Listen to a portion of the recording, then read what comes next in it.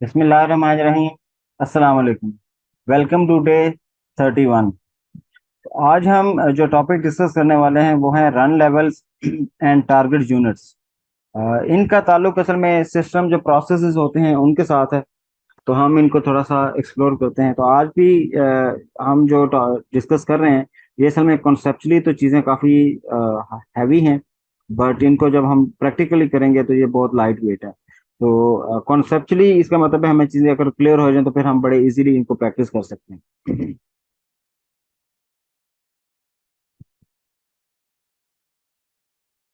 तो सबसे पहले, इससे पहले कि हम रन लेवल्स और जो अब हमारे टारगेट यूनिट्स हैं उनको अंडरस्टैंड करें, तो सबसे पहले हम दो चीज़ें डिस्कस कर लेते हैं। और वो दो चीजें कौन सी हैं? एक इनिट है और दूसरा है सिस्टम डी। तो सबसे पहले हम इनके बारे में अंडरस्टैंड करते हैं, तो फिर हम रन लेवल्स को अंडरस्टैंड करना हमारे लिए बहुत आसान हो जाए। तो सबसे पहले हम डिस्कस करते हैं कि इनिट और जो सिस्टम डी है ये एक्चुअली क्या है। तो actually init and system D R both process management systems used in Unix like operating system to manage the startup, execution and termination of processes। जैसा कि आपको पता है कि किसी भी ऑपरेटिंग सिस्टम में हमारे जो यूनिट्स हैं, जो वर्क के यूनिट्स हैं, वो प्रोसेसेस हैं। तो ये जो इनिट के नाम से और सिस्टम डी के नाम से चीजें हैं, ये असल में एक कंप्लीट, ये भी एक प्रोसेस है। इनको हम पेरेंट प्रोसेस कहते हैं। तो ये ऐसे प्रोसेस होते हैं जो बाकी प्रोसेस को जन्म देते हैं, यानी कि ये ये पेरेंट प्रोसेसेस हैं जो बाकी प्रोसेस को एग्जीक्यूट करते हैं, उनको चलाते हैं।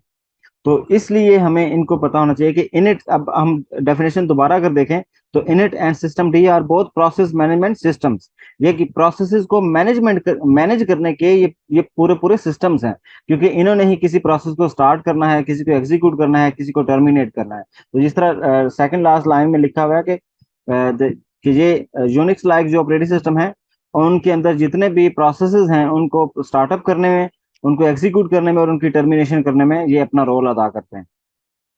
तो एक्चुअली जो पुराने आपके यूनिक्स लाइक सिस्टम थे उनके अंदर इनिट के नाम का एक प्रोसेस हुआ पेरेंट प्रोसेस हुआ करता था, और वो अपना सारा काम परफॉर्म किया करता था। फिर उसके अंदर कुछ लिमिटेशंस थी, उन लिमिटेशंस को खत्म करके तो फिर एक नया सिस्टम इंट्रोड्यूस किया गया जिसका नाम है सिस्टम डी। तो ये सिस्टम डी भी एक पेरेंट प्रोसेस कह लें, और ये भी, इसका काम भी उसी जैसा है जैसा कि इनिट का था, कि आपके जितना भी ऑपरेटिंग सिस्टम है उसके प्रोसेस को स्टार्ट करना। इसका मतलब जब आप पावर का बटन प्रेस करते हैं तो आपका ऑपरेटिंग सिस्टम जो उसकी जो ऑपरेटिंग सिस्टम स्टार्ट होता है, तो उसमें सबसे पहले जो चीज स्टार्ट होती है वो या तो इनिट स्टार्ट होगा अगर आपका पुराना कोई ऑपरेटिंग सिस्टम, और अगर आपका लेटेस्ट ऑपरेटिंग सिस्टम है तो उसमें सिस्टम डी सबसे पहले स्टार्ट होगा, और फिर उसके बाद आपके बाकी प्रोसेस जो हैं वो एग्जीक्यूट होंगे, और फिर आपका ऑपरेटिंग सिस्टम आपके लिए काम कर रहा होगा। ठीक है, तो आई होप ये आपको अंडरस्टैंड हो गया है। अब अगर लग तो ऐसा रहा है कि ये जो इनिट है और सिस्टम जी है, डी है, इनका आपस में मिलता जुलता काम है। However they have significant differences in terms of design, feature and functionality. तो लग तो ऐसा रहा कि ये एक जैसे भी हैं, लेकिन इनके अंदर बहुत ज्यादा डिफरेंसेस हैं, जो कि फंक्शनैलिटी वाइज, डिजाइन वाइज और फीचर वाइज हैं। तो अभी हम उनको भी डिस्कस करेंगे कि हमें आइडिया हो कि इनमें आपस में डिफरेंस क्या है। तो बेसिकली अगर आप इनिट प्रोसेस को देखें तो अब जो इनिट प्रोसेस है, this is actually traditional init system, कि ये पहले यही यूज हुआ करता था। तो जो सिस्टम डी है वो बाद में यूज होने वाला। तो the traditional init system was the original Unix process initialization system. ठीक हो गया। It uses a simple and straightforward approach to manage system processes but lack advanced features। तो ये बहुत स्ट्रेट फॉरवर्ड था और इसमें बहुत सारे एडवांस फीचर अवेलेबल नहीं थे, तो इसलिए ये बहुत सीधा साधा एक आप कह लें कि प्रोसेस था। तो सिस्टम डी डी जो है वो इसके बरक्स, systemd is a modern replacement of init that aims to provide more efficient and flexible process management. तो इसका मतलब है कि इसके अंदर जो प्रोसेस मैनेजमेंट है वो उसको मजीद एफिशिएंट किया गया है और फ्लेक्सिबल किया गया है। वो एक्चुअली कैसे करता है इसकी डिटेल में हमें जाने की जरूरत नहीं। ठीक है। तो ये चीजें एक्चुअली बिहाइंड द सीन कैसे काम करते हैं उसके लिए तो फिर हमें ऑपरेटिंग सिस्टम का पूरा कोर्स पढ़ना होगा और फिर उसकी चीजें अंडरस्टैंड करनी होगी। तो इससे हम उस उतनी डिटेल में नहीं जाएंगे। हम बस इतनी डिटेल में जाएंगे कि हमें आइडिया हो जाए, टॉप लेवल का एक आइडिया हो जाए कि इनट और सिस्टम डी में एक्चुअली डिफरेंस क्या है।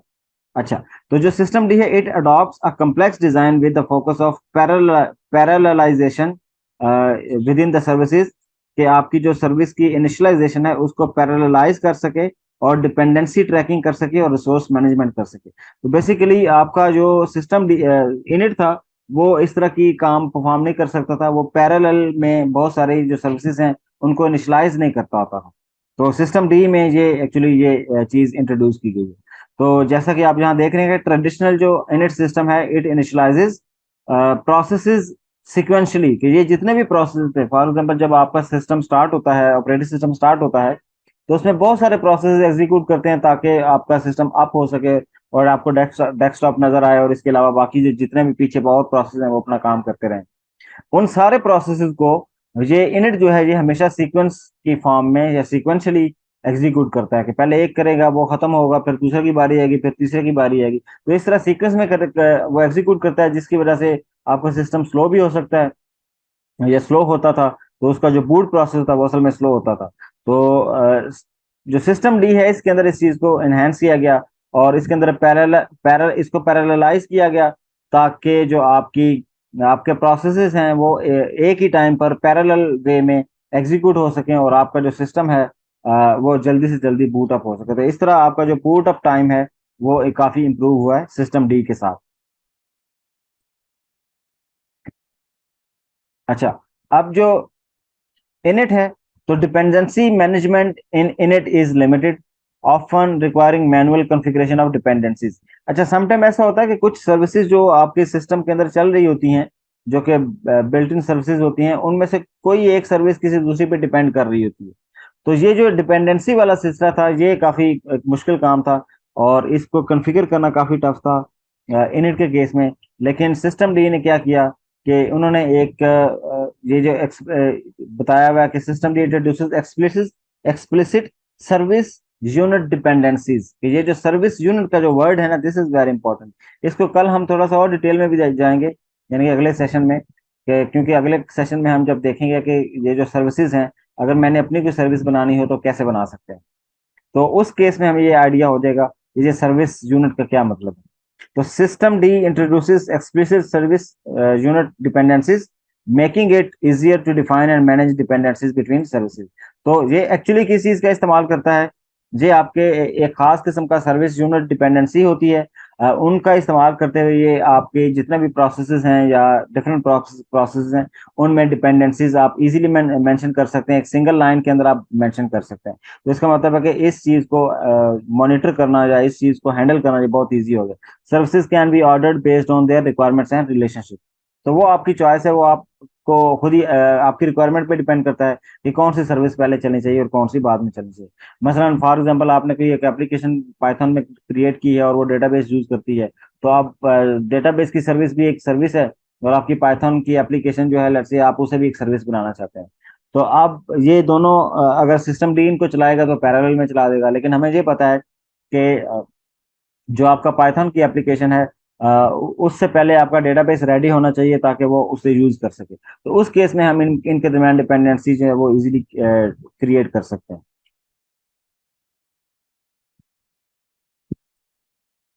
अच्छा, logging and debugging, information is often send to various log file scattered across the system. अच्छा, इनिट के केस में जो लॉगिंग थी और जो डिबगिंग की इंफॉर्मेशन थी, कि ड्यूरिंग डिबगिंग डिफरेंट तरह की लॉगिंग होती है और इसके अलावा जो नॉर्मल सिस्टम की वर्किंग है उसके दौरान भी जो लॉगिंग होती है वो डिफरेंट जगह पूरे फाइल सिस्टम के अंदर डिफरेंट जगह डिफरेंट डायरेक्टरीज के अंदर इसको फैलाया हुआ था इन्होंने लॉग्स फाइल्स को।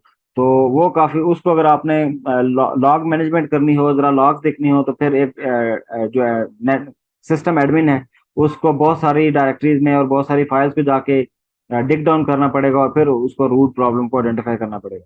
लेकिन सिस्टम डी ने थोड़ा सा इसको जनरलाइज कर दिया या इसको थोड़ा सा मजीद सेंट्रलाइज कर दिया बेसिकली। तो सिस्टम डी इंटीग्रेट्स अ सेंट्रलाइज्ड लॉगिंग सिस्टम। तो एक centralised logging system system D के अंदर बना दिया गया और उस सिस्टम का नाम है system D general. System D general, तो इस नाम का एक पूरा एक सेंट्रलाइज्ड लॉगिंग सिस्टम बनाया गया है। इसका मतलब जितनी भी सर्विसेज हैं वो सारी की सारी इस एक सेंट्रल पोजीशन पे अपनी लॉग्स और डिबगिंग की लॉग्स हैं या डिबगिंग की जो इन्फॉर्मेशन है वो यहाँ डंप कर रही होती हैं, और जहाँ से आप एक सिंगल पोजीशन पे बैठे हुए आप लॉग्स को मॉनिटर कर सकते हैं और बड़े इजीली आप उनको प्रोसेस करके देख सकते हैं कि किसी किस्म के इश्यूज तो नहीं आए सर्विसेज के अंदर, और अगर आए हैं तो आप यहाँ से आइडेंटिफाई कर सकते हैं कि क्या रीजन। तो इस तरह ये काफी काम इसमें आसान हो गए। अभी तक आप देख रहे हैं कि काफी सारी चीजें ऐसी हैं जो इनिट में ज्यादा अच्छे वो काम तो कर रहा था लेकिन ज्यादा अच्छे से नहीं कर रहा था, लेकिन सिस्टम डी ने उनकी चीजों को काफी सारा इम्प्रूव किया हुआ है। तो इनिट में अगेन एक basic service management system is supported, but advance features like automatic restarts, resource को लिमिट करना, कि फॉर एग्जांपल अगर आपकी सर्विसेज हैं उनमें किसी किस्म का इशू आ गया और वो डाउन हो गई, और फेलियर आया, वो बंद हो गई, अच्छा वो फिर रीस्टार्ट नहीं होगी, खुद से नहीं रीस्टार्ट होगी। तो इसी तरह अगर उसकी रिसोर्सेज को लिमिट करना है कि सीपीयू इतना इस्तेमाल करना है, रैम इतनी इस्तेमाल करनी है, इसी तरह एनवायरनमेंट सेटिंग्स कुछ आपने सेटअप करनी है, तो ये चीजें उसमें पॉसिबल नहीं थी इनर के केस में। लेकिन सिस्टम डी के एनवायरनमेंट के अंदर, आप पूरे सिस्टम के अंदर आप क्या कर सकते हैं, system D provides extensive service management features including service unit fields files that define service behaviour. तो आप इसमें क्या कर सकते हैं, आप सर्विसेज की फाइल्स असल में बनाते हैं, तो उन फाइल्स के अंदर आप पूरी सर्विस का बिहेवियर डिफाइन कर सकते हैं, सर्विस का कंट्रोल मैनेज कर सकते हैं, और वो कब कब रीस्टार्ट होनी चाहिए, उसको रीस्टार्ट होना चाहिए कि नहीं होना चाहिए, ये सारी चीजें आप उसके अंदर मेंशन कर सकते हैं, और आपकी जो सर्विस है उसके अकॉर्डिंगली रिएक्ट करेगी। हम इसका एक्सपेरिमेंट इंशाल्लाह अगले सेशन में देखेंगे भी कि अगर अपनी एक छोटी सी सर्विस बनाएंगे तो उसमें ये सारी चीजें हम कैसे मैनेज करेंगे। फिर अगला जो डिफरेंस है वो है ट्रेडिशनल, जो init scripts are often specified to each distribution leading to inconsistencies between system. अब जो इनिट था, इनिट का जो जिस तरह हमने देखा है कि लिनक्स के डिफरेंट डिस्ट्रीब्यूशंस हैं, तो हर डिस्ट्रीब्यूशन में वो वेरी करता है कि हर तरह का जो आप स्क्रिप्ट लिखेंगे एक उसके लिए जो आपकी डिस्ट्रीब्यूशन होगी उसके लिए जो आप स्क्रिप्ट लिखेंगे वो सेम स्क्रिप्ट दूसरी आपकी डिस्ट्रीब्यूशन पे उस तरह नहीं चलेगा, तो आपको हमेशा उसको मॉडिफाई करना पड़ रहा होगा। तो ये चीज जो थी ये इनकंसिस्टेंसी में आपकी इंट्रोड्यूस कर देती है कि जो आपके डिफरेंट सिस्टम्स हैं उनके दरमियान, इसका मतलब एक सिस्टम में या एक डिस्ट्रीब्यूशन के अंदर जो आपने सर्विस लिखी है वो आप दूसरे में नहीं लेके जा सकते, अगर लेके जाएंगे तो आपको बहुत ज्यादा चेंजेस करने पड़ेंगे। लेकिन सिस्टम डी ने कहा कि भाई टेंशन नहीं लेनी तुझे। तो सिस्टम डी जो है introduces a standardize unit file format. तो आप एक स्टैंडर्ड तरीका है, उस स्टैंडर्ड के मुताबिक आप अपनी पूरी एक फाइल लिखेंगे, और उस फाइल के अंदर अपनी जो सर्विसेज हैं उनकी इंफॉर्मेशन सारी आप मेंशन कर देंगे, और फिर वो आप जिस मर्जी डिस्ट्रीब्यूशन पे ले जाएं, तो हर वो डिस्ट्रीब्यूशन जो सिस्टम डी को चला रही होगी, जो सिस्टम डी पे बेस होगी, वो हमेशा उसको बड़े आराम से बड़े इजीली एग्जीक्यूट कर सकेगी। अगला जो डिफरेंस है वो है traditional init system are primarily focused on system level initialization and management. अच्छा, ये सिस्टम लेवल पे इनिशियलाइजेशन करता है और मैनेजमेंट करता है। और जो आपका दूसरा है systemd extends its capability to user sessions providing features like user level services and session management. तो ये आपका जो है इनिट वाला प्रोसेस ये सिस्टम वाइज देख रहा होता है और डेटा को मैनेज कर रहा होता है कि सिस्टम के ऊपर कितने यूजर्स आए हैं और उनकी चीजें मैनेज हो रही हैं। लेकिन जो सिस्टम डी है ये क्या करता है, ये यूजर वाइज चीजों को मैनेज करता है। जिस तरह हमने देखा था कि हर यूजर की अपनी डायरेक्टरी बन रही होती है और वो उसकी चीजें उसके अंदर मैनेज हो रही होती हैं, उनके सेशंस की जितने भी इंफॉर्मेशन होती है वो सारी हर यूजर की अपनी रूट डायरेक्टरी के अंदर होती है।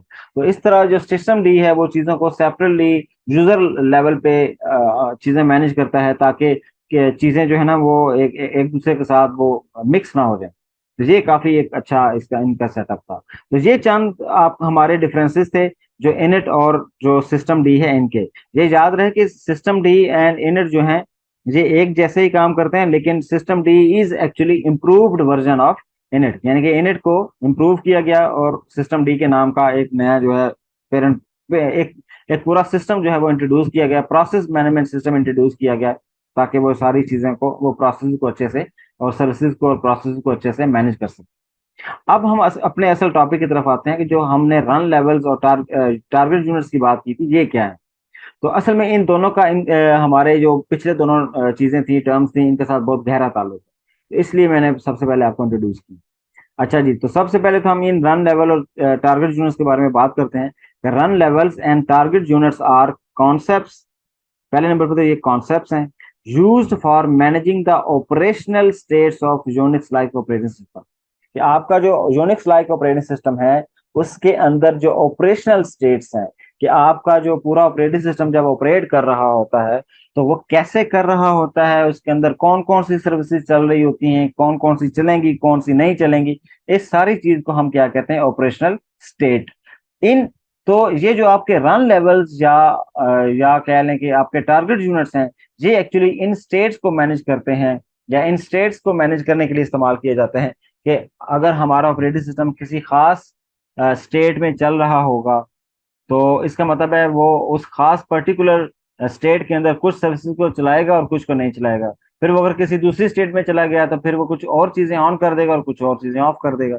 तो इस तरह का जो सिस्टम है, इसका मतलब है कि अगर आप अपने सिस्टम के अंदर इस तरह की चीजें कॉन्फ़िगर करना चाहते हैं कि मैंने किसी यूजर को एक अपने मशीन के ऊपर एक देना है, एक्सेस देना है, लेकिन हम उसे जब एक्सेस देंगे तो कुछ खास किस्म की सर्विसेज हैं, हम उन्हें वो चलाने की इजाजत देंगे, लेकिन कुछ खास किस्म की हम उसके लिए बंद कर देंगे।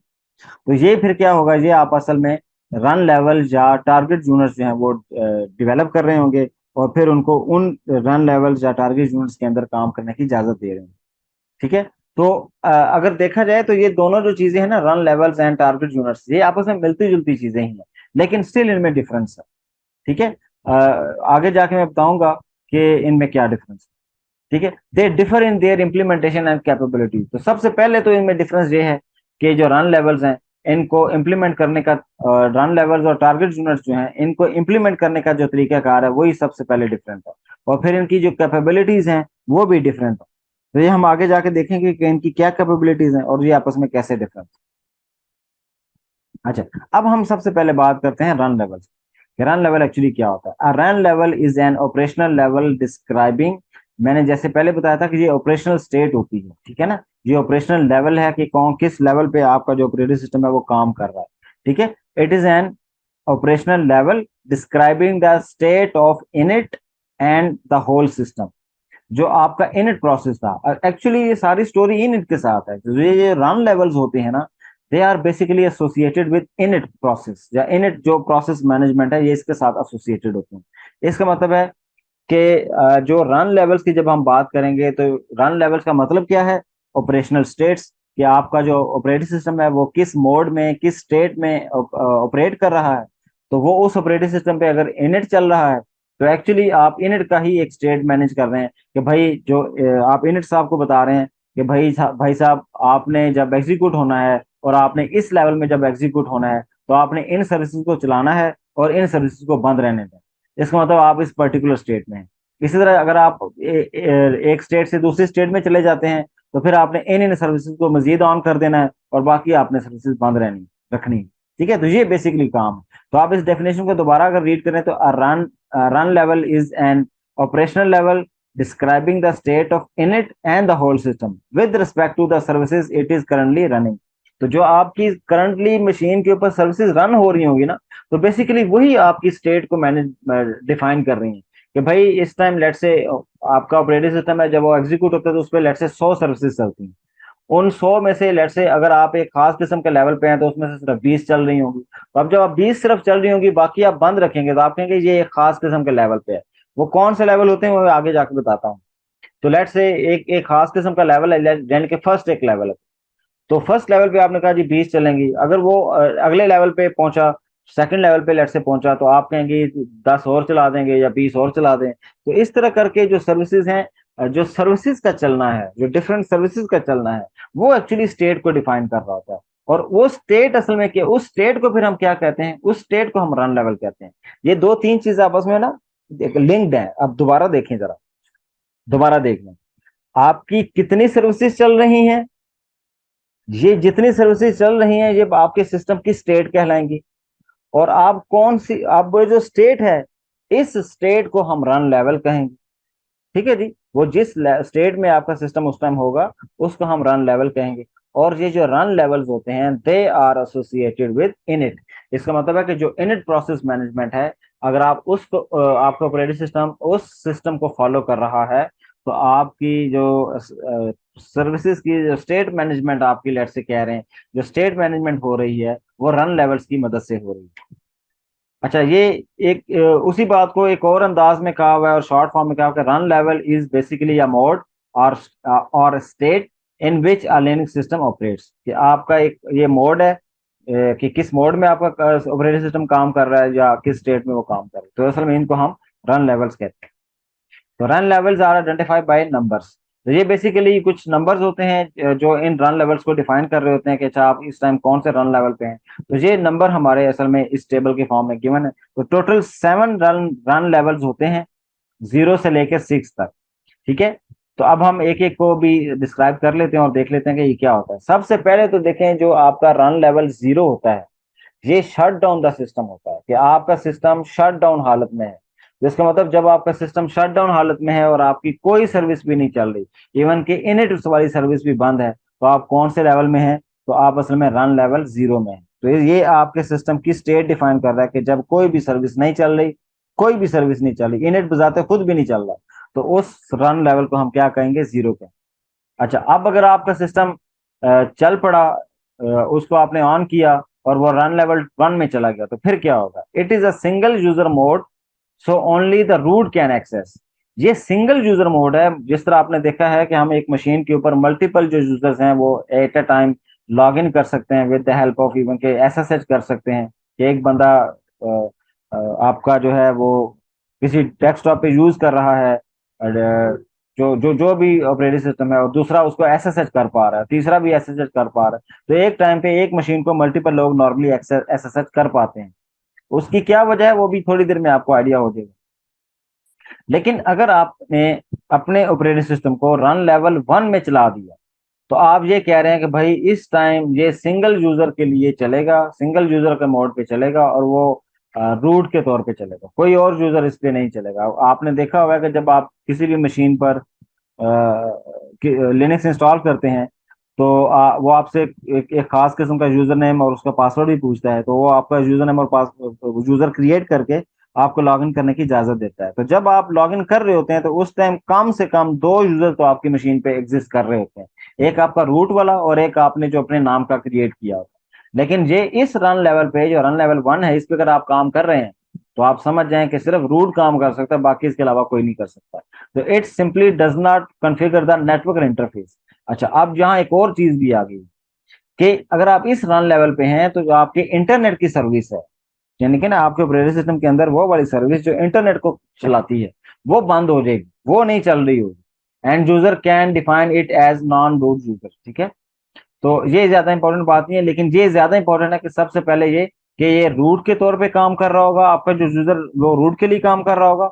और जो दूसरी बात है वो ये कि आपका जो इंटरनेट है वो नहीं चल रहा होगा। आप वैसे कोई कमांड उस पर चलाना चाहें, एग्जीक्यूट करना चाहें, तो वो आप कर सकते हैं, लेकिन आपका इंटरनेट जो वो हमेशा बंद हो। ठीक है, फिर अगर आप रन लेवल 2 में चले गए हैं, तो it run in multi user mode. तो अब आपकी थोड़ी सी तरक्की हो गई है। वो क्या हुई है कि पहले सिर्फ रूट यूजर था, लेकिन अब मल्टी यूजर का मोड आ गया। अब एक से ज्यादा लोग इस पे लॉग इन कर सकते हैं, but does not initiate network और डीमन इंटरफेसेस। इसका मतलब है कि इस केस में एक से ज्यादा ज्यादा जो यूजर्स हैं वो लॉग इन तो कर सकते हैं, लेकिन स्टिल इस लेवल में आपका जो इंटरनेट है वो काम नहीं कर रहा होगा। फिर अगर आप लेवल नंबर 3 में चले जाते हैं, तो multi user functionalities as CLI, के अभी भी जिस तरह रन लेवल 2 में आप मल्टी यूजर मोड में चले गए थे, तो 3 में भी आप मल्टी यूजर मोड में चले जाएंगे। लेकिन उसमें एक चीज का इजाफा हो जाएगा कि आपकी जो नेटवर्क की सर्विस है वो इनेबल कर दी जाएगी, ताकि आप इंटरनेट पे अगर डेटा सेंड या रिसीव करना चाहें तो एटलीस्ट वो कर सकें। ठीक है, तो रन लेवल 2 और 3 में ये मेजर फर्क है। फिर आप 4 में, अगर रन लेवल 4 में चले जाते हैं, तो usually this run level is not used. ये इस अच्छा, ये यूज का मतलब है कि ये डिफाइन नहीं किया हुआ। इसकी कोई डिफॉल्ट चीजें जो डिफॉल्ट सर्विसेज हैं या डिफॉल्ट लेवल है या स्टेट क्या होगी वो डिफाइन नहीं की गई। ये बेसिकली एक्सपेरिमेंट्स के लिए रख दी गई है कि जो हमारा यूजर है, जो भी इस ऑपरेटिंग सिस्टम को यूज कर रहा है, वो अगर अपनी मर्जी से कोई भी एक रन लेवल डिफाइन करना चाहे तो वो कर सकता है। तो ये किसी भी खास पर्पज के लिए इस्तेमाल नहीं होता, ये जेनेरिकली कोई भी बंदा जो है अपने लेवल पे डिफाइन कर सकता है। जो 5वां रन लेवल है, it runs the system in multi user mode. सबसे पहले तो मल्टी यूजर मोड में चलाएगा, या एक से ज्यादा लोग लॉग इन कर सकते हैं with the graphical user interface. इस केस में अब ग्राफिकल इंटरफेस भी आ जाएगा। इससे पीछे जितने भी थे आपके रन लेवल, उसमें ग्राफिकल मोड नहीं होगा। जिसमें भी आप जाएंगे वो कमांड लाइन बेस्ड मोड में जा रहे होंगे। लेकिन जब अगर आप रन लेवल 5 में जा रहे हैं, तो आपको ग्राफिकल इंटरफेस भी नजर आ रहा होगा और आपके नेटवर्क की सर्विस भी चल रही होगी। तो इसका मतलब बाय डिफॉल्ट जब आप लिनक्स को चलाते हैं तो आपको GUI नजर आती है, तो आप असल में बाय डिफॉल्ट रन लेवल कौन से में काम कर रहे होते हैं? रन लेवल 5 में आप काम कर रहे होते हैं। तो आप वहां से मूव इन लेवल्स में स्विचिंग भी कर सकते हैं, वो भी हम थोड़ी देर में देखेंगे कौन सी कमांड है जो हमारे लिए ये कर सकती है। तो रन लेवल जो 6 है ये बेसिकली सिस्टम को रीबूट करने के लिए इस्तेमाल किया जाता है। तो 6 में के केस में आपका रीबूट कर सकते हैं, और अगर आप रन लेवल 0 में चले जाते हैं तो ये आपने सिस्टम को शट डाउन कर दिया, ये सिस्टम से इससे शट डाउन हो जाता है। ठीक है, तो ये आपके 7 आपके जो रन लेवल्स हैं, ये इनकी डिफरेंट स्टेट्स हैं। ये अच्छा, इसमें एक खूबसूरत बात क्या है, वो ये है, खूबसूरत तो नहीं है लेकिन वो बात क्या है, वो ये कि ये जितने भी रन लेवल्स हैं ये कौन कौन सी सर्विसेज चलाएंगे, ये किस लेवल पे काम करेंगे, ये सारी चीजें प्री डिफाइंड। ठीक है, जिस तरह मैंने बताया था ना कि जो फोर्थ लेवल है रन लेवल, इस केस में तो यूजर, जो हम यूजर हैं, हम अपनी मर्जी से रन लेवल में कौन कौन सी सर्विसेज चलेंगी कौन सी नहीं चलेंगी ये खुद से डिफाइन कर सकते हैं। लेकिन जो इसके अलावा जितने भी हैं, जो बाकी 6 हैं, इनके अंदर प्री डिफाइंड है कि कौन सी सर्विस चलेगी, किस मोड में चलेगी, कितनी लिमिटेशंस के साथ चलेगी, क्या क्या चलेगा, ये पहले से प्री डिफाइंड है। इस केस इनमें चेंजेस नहीं हो सकते, बिल्कुल भी चेंजेस इसमें पॉसिबल नहीं। तो ये इन, और ये चूंकि इनिट के साथ एसोसिएटेड है, तो ये इनिट पहले ही हमने उसमें देखा है कि जो इनिट आपका प्रोसेस मैनेजमेंट है उसमें बहुत बहुत ज्यादा फ्लेक्सिबिलिटी भी अवेलेबल नहीं थी।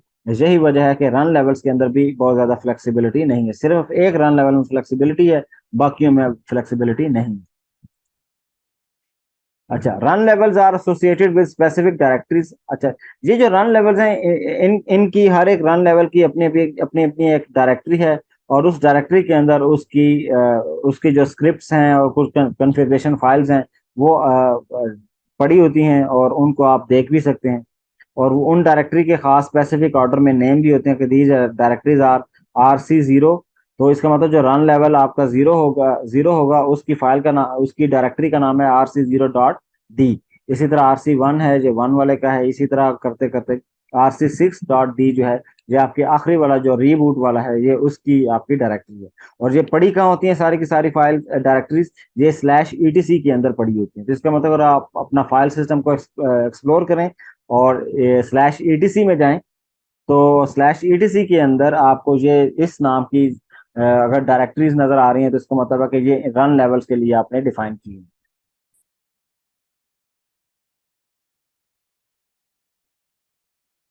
अच्छा, ये चंद कमांड्स हैं कि जो अगर आपने रन लेवल के साथ थोड़ा सा प्ले करना है तो कैसे करेंगे। अगर आप देखना चाहते हैं कि इस टाइम आपकी जो मशीन है वो कौन से रन लेवल पे काम कर रही है, तो आप ये 2 कमांड्स हैं, इन दोनों कमांड्स की मदद से आप आइडेंटिफाई कर सकते हैं। पहली कमांड है रन लेवल, इसमें स्पेस नहीं है, ये सिंपली आप लिखेंगे और एंटर कर देंगे तो ये एक नंबर रिटर्न करेगा। तो उस नंबर की बेस पे ये सिर्फ एक नंबर रिटर्न करेगा, और आपको फिर अपनी ये जो हमने टेबल पहले देखा है, इस टेबल से हमें आइडेंटिफाई करना पड़ेगा कि हम कौन से वाले मोड में हैं। तो अगर आप ग्राफिकल मोड में हैं तो ये हमेशा आपको 5 रिटर्न कर रहा होगा। इसी तरह हुड स्पेस -R आप एंटर करेंगे तो ये भी एक थोड़ी सी ज्यादा इंफॉर्मेशन के साथ आपको बताएगा कि आप इस टाइम कौन से रन लेवल में काम कर रहे हैं, या कौन से रन लेवल में आप इस टाइम मौजूद हैं। इसका मतलब है आपका ऑपरेटिंग सिस्टम जो है वो कौन सी स्टेट में इस टाइम मौजूद है। फिर इसी तरह अगर आपने रन लेवल चेंज करना है, कि फॉर एग्जांपल आप कहते हैं जी इनिट 1 लिख दिया आप, तो इनिट 1 लिखने में आप कहाँ चले गए, आप जो लेवल 1 था उसमें चले गए, जिसमें आपको एक सिंगल यूजर मोड के में आप चले गए, जिसमें रूट यूजर आपका सिर्फ चल रहा होगा और इंटरनेट भी नहीं चल रहा, तो आप उस मोड में चले गए। इसी तरह अगर आप वहाँ टाइप कर दें इनिट 5, तो आप GUI वाले मोड में चले जाएंगे और वहाँ आपका इंटरनेट इंटरनेट भी चल रहा होगा। इसी तरह अगर आप यहाँ इनिट 1 और 5 की बजाय इनिट 0 लिख दें, इनिट 0 क्या था, वो शट डाउन कर देता है, और इनिट 6 क्या था, रीबूट कर देता है। तो अगर आपने सिस्टम को रीबूट करना हो या शट डाउन करना हो, तो हमने एक जमाने में जब ये स्टार्ट किया था, तो हमने कुछ बेसिक कमांड्स पढ़ी थी जो सिस्टम को रीबूट करने के लिए और सिस्टम को शट डाउन करने के लिए इस्तेमाल होती थी।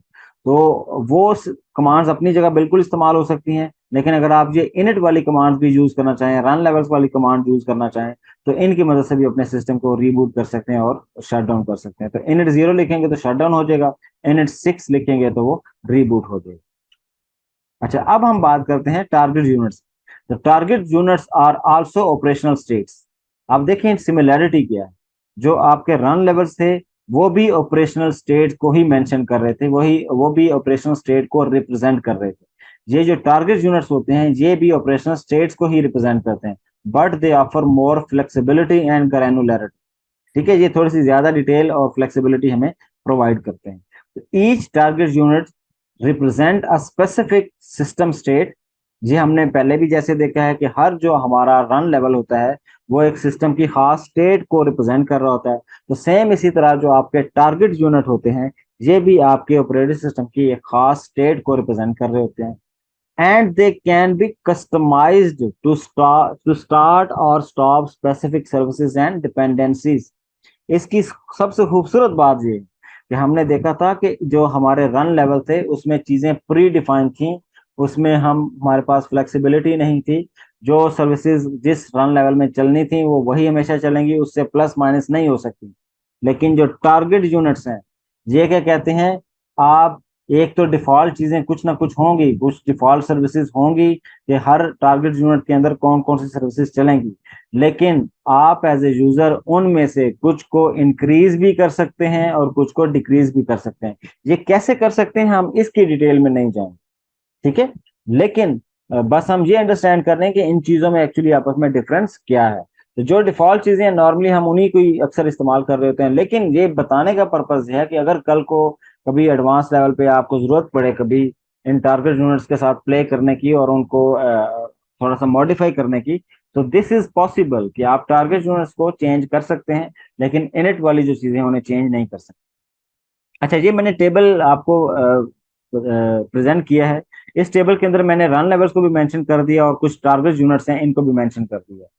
तो ये कुछ डिफॉल्ट टारगेट यूनिट्स हैं जो कि ऑलरेडी आपके बने होते हैं, और वो इनमें से कुछ के इक्वलेंट, कुछ रन लेवल्स के इक्वलेंट होते हैं। मसलन जो आपका पहला टारगेट यूनिट है ये इसमें नंबर की फॉर्म में नहीं होता, ये स्ट्रिंग की फॉर्म में होता है। इस तरह स्ट्रिंग्स बाकायदा ये टेक्स्ट की फॉर्म में लिखा जाता है।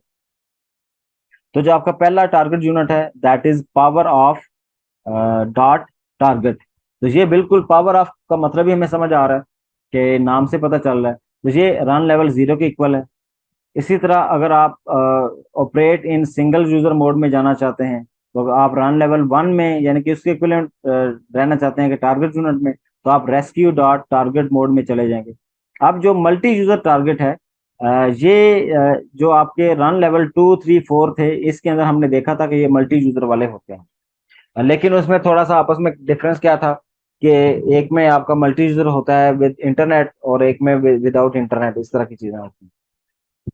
तो आपका जो तो इन्होंने क्या किया भाई, टारगेट यूनिट एक सिंगल डिफाइन किया है जिसको उन्होंने नाम दिया मल्टी यूजर टारगेट, और उसके अंदर ये तीनों तरह के काम हो रहे होते हैं।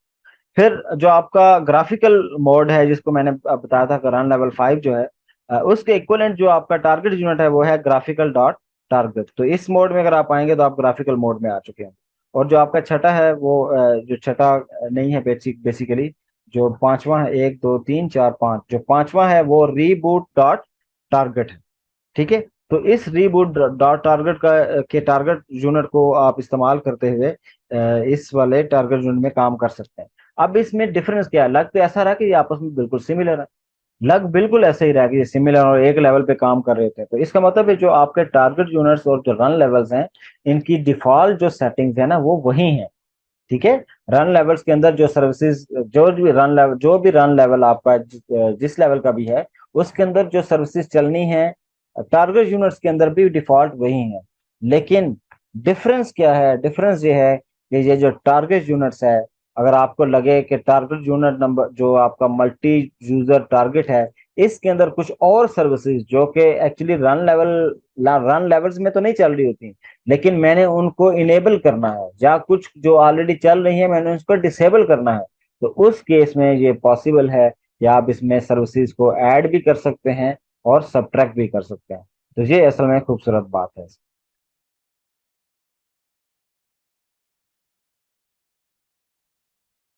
अच्छा, और इंटरेस्टिंग बात क्या है कि ये जो आपके टारगेट यूनिट्स होते हैं, जैसे मैंने बताया था कि रन लेवल्स का ताल्लुक इनिट प्रोसेस से है या इनिट प्रोसेस मैनेजमेंट से है, और जो आपके टारगेट यूनिट्स होते हैं इनका ताल्लुक आपके सिस्टम डी के साथ है। तो हमने वैसे ही ये उस टाइम स्टडी किया कि पहले स्टडी किया कि जो सिस्टम डी है उसमें फ्लेक्सिबिलिटी ज्यादा है, तो इसलिए टारगेट यूनिट्स के अंदर भी फ्लेक्सिबिलिटी ज्यादा है। अब लेट्स से अगर आप ये देखना चाहते हैं कि इस टाइम आपकी मशीन के ऊपर टोटल कितने या कौन कौन से आपके टारगेट यूनिट्स अवेलेबल हैं, तो उसकी कमांड है systemctl space list dash units और फिर dash dash type equal to target. तो ये अगर आप कमांड देंगे तो इस टाइम जितने भी अवेलेबल होंगे, ये वेरी भी कर सकते हैं, किसी एक मशीन पे डिफरेंट हो सकते हैं, दूसरी पे डिफरेंट हो सकते हैं, क्योंकि हो सकता है किसी ने टारगेट यूनिट ज्यादा क्रिएट किए हों अपनी मर्जी से। तो इस तरह करके आप ये देखेंगे तो हर एक की आउटपुट वेरी भी कर सकती है, सेम भी हो सकती है। अगर डिफॉल्ट सिस्टम डिफॉल्ट चीजें हैं तो सेम होगी, और लेकिन अगर किसी ने अपडेट किए हुए हैं, इनके ज्यादा टारगेट्स बनाए हुए हैं, तो उस केस में उसको ज्यादा नजर आ रहे हैं। ठीक है, तो ये सिंपल आप यूज कर सकते हैं कि टोटल मेरी मशीन पर कितने इस time target units available. Next जो है वो ये कि अगर हम आपने ये देखना हो कि इस टाइम करंट टारगेट यूनिट क्या है, कि मैं कौन से टारगेट यूनिट में एक्टिव हूँ इस टाइम। तो उसके लिए आप जिस तरह में हमने रन लेवल के लिए हमने रन लेवल की कमांड दी थी और उसने हमें एक नंबर रिटर्न कर दिया था कि आप करंटली इस रन लेवल में एक्टिव हैं, इसी तरह हम system CTL space gate dash default use करके अपनी ये जो भी एक्टिव हमारा टारगेट यूनिट है उसको आइडेंटिफाई कर सकते हैं कि हम कौन से वाले मोड में हैं। और फिर उसके बाद हम क्या कर सकते हैं, अगर अगर हमने चेंज करना हो, तो इनिट के केस में तो बड़ा सिंपल था, आप इनिट की कमांड देते हैं और फिर 0 1 2 3 जो भी देना है वो दे सकते हैं। लेकिन टारगेट यूनिट के केस में आपको टारगेट यूनिट का बाकायदा नाम लिखना पड़ेगा, और वो कैसे करना होगा, सूडो और फिर सिस्टम सीटीएल की कमांड यूज करके सेट डिफॉल्ट। अगर आपने गेट करना कि आप करंटली कौन से मोड टारगेट यूनिट में है, तो आपने सिंपल गेट डिफॉल्ट लिखना होगा। लेकिन अगर आपने चेंज करना है तो आपने सेट डिफॉल्ट को की ऑप्शन चूज करनी होगी, और फिर उसके बाद आपने टारगेट का नाम लिख देना होगा। तो टारगेट अगर आप मल्टी यूजर टारगेट करेंगे तो उस मोड में चले जाएंगे, और अगर आप ग्राफिकल डॉट टारगेट यूज करेंगे तो आप ग्राफिकल मोड में चले जाएंगे। तो ये आपके कुछ सेट ऑफ कमांड्स थी, जो कि काफी सारी इंटरेस्टिंग है। एक तो और कमांड्स रह गई हैं। तो after changing the default target unit, अब ये कह रहा है कि फॉर एग्जांपल ये जो प्रीवियस कमांड आपने यूज की है, तो इनमें से लेट्स से अगर आपने मल्टी यूजर टारगेट यूज किया है, तो अगर आपने ये मल्टी टारगेट यूज कर लिया है, तो फौरन से ये आपका जो सिस्टम है ना वो उस मोड में नहीं जाएगा। उस मोड में जाने के लिए आपको दो एक्स्ट्रा कमांड एग्जीक्यूट करने पे पड़ेंगी। तो it is recommended to reload systemd, कि आपको अपना सिस्टम डी को रीलोड करना पड़ेगा और देन अपने सिस्टम को रीबूट करना पड़ेगा। तब वो कैसे करेंगे, उसके लिए आप सिंपल sudo सिस्टम सीटीएल और डीमन डैश रीलोड के नाम से ये एक पूरा कमांड है, इसको आप चलाएंगे तो ये क्या करेगा, ये आपका जो सिस्टम डी है उसको रीलोड करेगा और कहेगा कि भाई मैंने सिस्टम डी की सेटिंग्स में कुछ चेंजेस की हैं, जो सेट डिफॉल्ट है वो मैंने चेंज किया है, तो प्लीज आप उस नई चेंजेस को रीलोड करो और उसको एप्लीकेबल करो, और फिर सिस्टम को रीबूट कर दो। और रीबूट करने के बाद जब आपका सिस्टम आएगा अपने जो स्टेट में, तो वो वाली स्टेट होगी जो कि आपने सेट की होगी। ठीक है, तो ये चंद कमांड्स थी जो हमने आज डिस्कस की हैं, और हमने लॉजिकली देखा कि ये चीजें आपस में कैसी हैं। तो बेसिकली आज हमने चार चीजों का जिक्र किया, इनिट का, सिस्टम डी का, रन लेवल्स का, और टारगेट यूनिट्स का। तो जो इनिट है, इनिट प्रोसेस मैनेजमेंट अगर आप यूज कर रहे हैं तो उसके अंदर जो स्टेट्स की मैनेजमेंट है वो रन लेवल की मदद से हो रही है।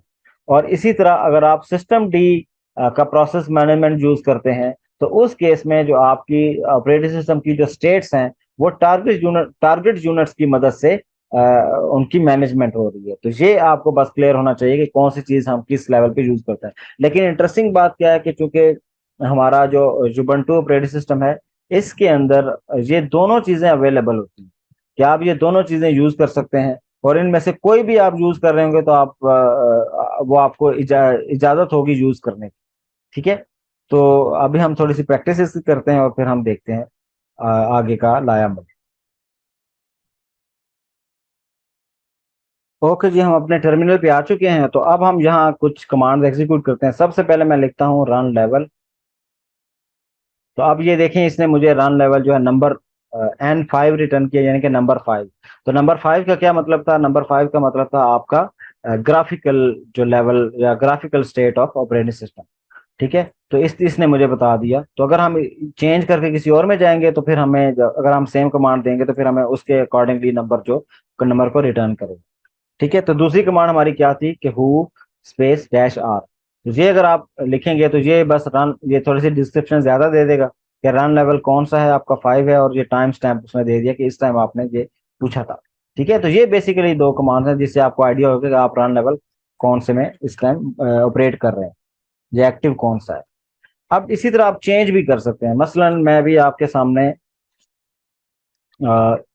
इनिट 1 करता हूं। ठीक है, अब आप देखिएगा क्या होता है। ये मुझसे पासवर्ड पूछेगा और इसने सिस्टम को रीस्टार्ट किया, और रीस्टार्ट करने के बाद ये कौन से मोड में चला गया जी, ये आपके CLI मोड में चला गया। और मैं 1 में गया हूँ। 1 में हमने एक बात की थी, 1 में सिंगल यूजर मोड होता है, और सिंगल यूजर कौन सा होता है आपका, रूट वाला। तो अब अगर आपको नजर आ रहा होगा, आई आई थिंक आपको नजर नहीं आ रहा, मैं थोड़ा सा जूम करके दिखाता हूँ अगर पॉसिबल हो। तो अब आप अगर यहाँ गौर करें, तो इस टाइम जो आपका यूजर लॉगिन हुआ है वो कौन सा यूजर है, वो रूट के नाम का यूजर आपका लॉगिन हुआ है। ठीक है जी। तो इसका मतलब है कि जब आप रन लेवल 1 में गए तो आप कौन कौन से मोड में चले गए, आप सिंगल यूजर मोड में चले गए जिसमें रूट काम कर रहा होगा। अब आप यहाँ से वापस जाना चाहते हैं 5 पे, तो हम इसमें इनिट 5 कर देते हैं। तो हम दोबारा से क्या करेंगे, ये हमें सिस्टम को थोड़ा सा रीस्टार्ट करेगा और हमें ग्राफिकल मोड में ले जाए। ठीक है जी। तो ये देखें, ये हमें वापस ग्राफिकल मोड में ले आया, और अब हम यहाँ से लॉगिन करके अपना जो अब अगला काम है वो कंटिन्यू कर सकते हैं। तो इस तरह करके आप चेंज कर सकते हैं। अभी मैं 1 में गया था, मैं किसी में भी जा सकता हूँ। इसी तरह अगर मैंने सिस्टम को शट डाउन करना होगा, वो मैं आपको शट डाउन वाली जो स्टोरी है वो आखिर पे बताऊंगा कि वो आप चीजें कैसे कर सकते हैं। तो सिंपल अभी बता देता हूँ कि इनिट 0 लिखेंगे तो आपका सिस्टम बंद हो जाएगा, सिस्टम जो है शट डाउन हो जाएगा। और अगर आप सिस्टम इसको रीबूट करना चाहते हैं तो आप इनिट 6 लिखेंगे तो वो रीबूट कर देगा, यानी कि रीस्टार्ट कर देगा, और वापस उसी स्टेट में लेकर आएगा जिस स्टेट में आप ऑलरेडी थे। ठीक है, ये तो होगी बात आपके रन लेवल्स। तो ये कोई ज्यादा, मतलब इसमें कोई ज्यादा प्रैक्टिस वाली बात नहीं है, बस ये रन लेवल्स का अगर आपको आइडिया है तो आप इजीली यूज कर सकते हैं। अब नेक्स्ट जो चीज है वो क्या है कि जो टारगेट यूनिट्स हैं। अब अगर आपने ये देखना होगा कि भाई आपकी मशीन पे टारगेट यूनिट्स कौन कौन से इस टाइम चल रहे हैं, तो उसको हम थोड़ा सा देख लेते हैं। अच्छा, तो टारगेट यूनिट कौन से हैं, तो हमने क्या कमांड दी थी, तो हमने उस टाइम देखा था कि सिस्टम डी, इसके साथ हमें सूडो भी लगाना पड़ेगा, सूडो सिस्टम CTL, और उसके बाद हम लिखेंगे लिस्ट दैट यूनिट्स, और उसके बाद हमने लिखा था डैश डैश टाइप, और type is equal to target. ठीक है, तो ये जनाब हमसे पासवर्ड पूछ लिया इसने, और ये इसने टोटल हमें बता दिया कि भाई इस टाइम आपके सिस्टम के ऊपर ये डिफाइन, ये टारगेट सेट डिफाइन हुआ है। अब देखें इसमें कितने सारे हैं, हमने तो उस टाइम सिर्फ 5 की बात की है, लेकिन जहां बहुत सारे आपके जो टारगेट्स हैं वो सेट हुए हैं। बेसिक है, क्रिप्ट सेटअप है, इसमें ग्राफिकल है, ये ग्राफिकल हमने देखा जो कि हमारे इनिट फाइव के इक्वल है। इसी तरह मल्टी यूजर टारगेट है जो कि इस समय 3 के इक्वल है। इसी तरह रीबूट का होगा कोई,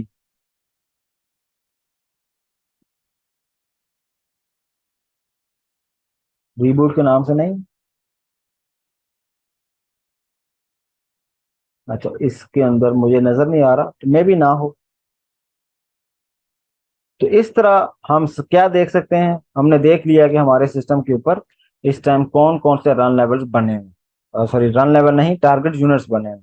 तो हम अपनी मर्जी से और भी बना सकते हैं, इसमें ये तो फ्लेक्सिबिलिटी है, ये तो खूबसूरती है आपके इस पूरे सिस्टम डी वाले प्रोसेस मैनेजमेंट। ठीक है, इसी तरह अगर आपने देखना हो कि इस टाइम आप कौन से मोड में हैं, या कौन सा सिस्टम टारगेट आपका एक्टिव है, सिस्टम CTL, और फिर हम लिखेंगे गेट डिफॉल्ट। गेट डिफॉल्ट लिखा तो ये इसने हमें बता दिया कि आप ग्राफिकल टारगेट मोड में इस टाइम अवेलेबल है। ठीक है जी। और अब अगर आपने चेंज करना हो तो कैसे करेंगे?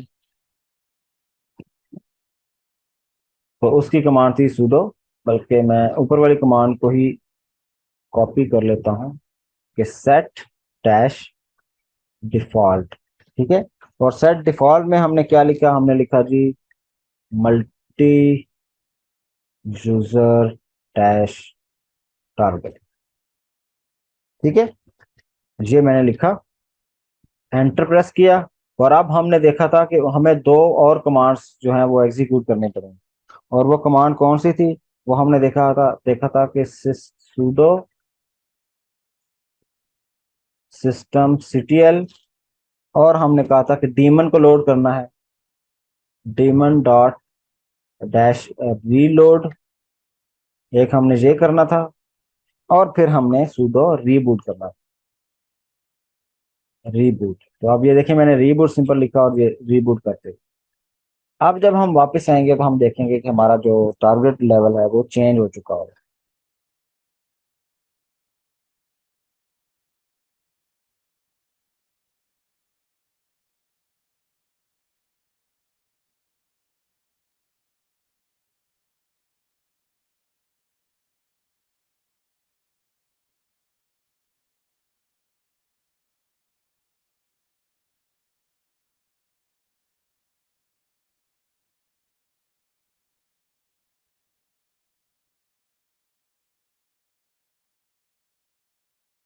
टाइम ले रहा है, तो सेटअप कर रहा है।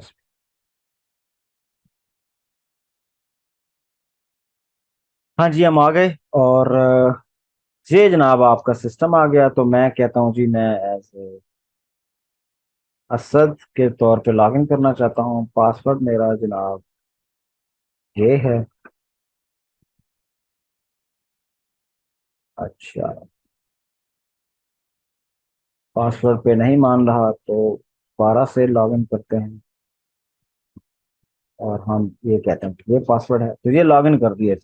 अब देखें ये अगेन किस मोड में आ चुका है? ये मल्टी यूजर मोड में आया है। तो मल्टी यूजर मोड में अगर मैं आपको जूम करके थोड़ा सा दिखाऊं, तो आपको याद है कि जब हम पहले गए थे इनिट की मदद से, रन लेवल की मदद से सिंगल मोड में गए थे, तो वो डायरेक्टली यूज रूट का यूजर लॉगिन हुआ था। यहाँ अगर आप देखें तो असद का यूजर जो है वो लॉगिन हुआ। उसकी क्या वजह है कि हम मल्टी यूजर वाले में गए हैं। तो मल्टी यूजर में वो डिफॉल्ट रूट पर नहीं जाएगा, जो आपका डिफॉल्ट, जो इसके रूट के अलावा जो आपका यूजर होगा डिफॉल्ट वाला, उस पर जाएगा। ठीक है। तो अब ये हम जहाँ हैं, तो अब हम यहाँ से इसको कहते हैं कि भाई अब हमें ना वापस ले चलो अपने ग्राफिकल इंटरफेस की तरफ। तो हम क्या लिखेंगे? sudo सिस्टम ctl, और फिर हम कहेंगे सेट डिफॉल्ट। और हमारा ग्राफिकल ग्राफिकल डॉट टारगेट। ठीक है जी, ये हमने किया। पासवर्ड पूछ लिया इसने। ओके जी, कहता चेंज कर दिया। अब चेंज करने के बाद हमें अगेन दो कमांड्स एग्जीक्यूट करने पड़ेंगे। तो sudo सिस्टम ctl, और उसके बाद हमें डीमन को लोड करना होगा, डीमन डॉट रीलोड, ये किया। और फिर हमने कहा sudo रीबूट। ठीक है जी, रीबूट कर दिया। तो अब हमारा सिस्टम जो है वो रीबूट रीबूट मोड में चला गया है।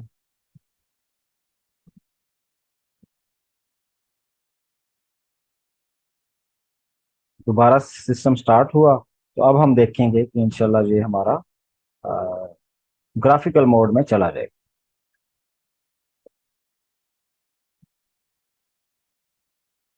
ठीक है जी, देखें ये ग्राफिकल मोड में आ गया।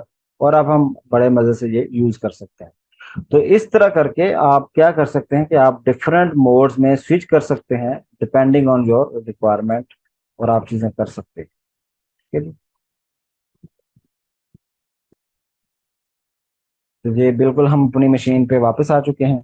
तो ये आपके चंद ऐसी कमांड्स थी जो कि इनिट से रिलेटेड थी, और चंद ऐसी कमांड्स थी जिनका ताल्लुक आपकी टारगेट यूनिट्स के साथ था। तो आई होप आज आपने काफ़ी नई चीज़ें, नई इंफॉर्मेशन आपको मिली होगी, कुछ नया ज़रूर सीखा होगा आपने। तो अब हम वापस चलते हैं अपनी स्लाइड्स की तरफ। तो आपने बहुत चीज़ें आज नई नई चीज़ें सीखी होंगी। उम्मीद करते हैं कि ये जो नई चीज़ें हमने सीखी हैं ये आपको बड़े अच्छे तरीके से समझ आ गई होंगी। अब आप किसी को भी एक्सप्लेन कर सकते हैं कि इनिट का क्या मतलब है, सिस्टम डी का क्या मतलब है, और रन लेवल्स किस चीज़ के साथ एसोसिएटेड होते हैं, और रन लेवल का मतलब क्या होता है, और जो सिस्टम की स्टेट है इसका क्या मतलब है। तो ये चीज़ें आई होप अब आपको ये जो इसी तरह टारगेट आपके टारगेट यूनिट्स क्या होते हैं, इनका ताल्लुक किस से होता है, सिस्टम डी से होता है, ये हमें पता चल गया। तो इस तरह करके अब आप बड़े इजीली किसी भी जगह अगर आप इंटरव्यू में भी बैठे हुए हैं तो कोई आपसे पूछे कि रन लेवल्स क्या होते हैं तो आप बड़े आराम से आप बता बता सकते हैं कि ये चीज़ें क्या होती हैं, और सिस्टम डी के लेवल पे ये चीज़ें क्या होती हैं, और आपके जो इनिट लेवल है उस पे चीज़ें ये क्या होती हैं। तो ये आप बड़े इजीली इंशाल्लाह वो बताने के काबिल हो गए हैं।